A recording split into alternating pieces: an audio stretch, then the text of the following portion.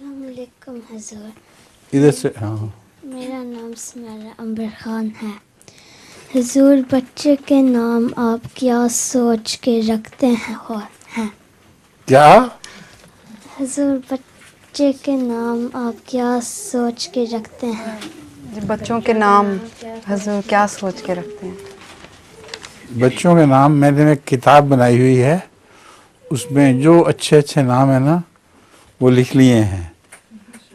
تو جب کوئی نام رکھنے کے لیے کہتا ہے تو اس کتاب کو کنسلٹ کرتا ہوں، اس سے پوچھتا ہوں اس کے ماں باپ کا نام، اس کے عزیزوں کے نام کیا ہیں، تو ان کے مطابق وہ نام رکھ دیتا ہوں، اور وہ نام نہیں رکھتا جو پہلے ہی سے ان کے گھر میں ہے.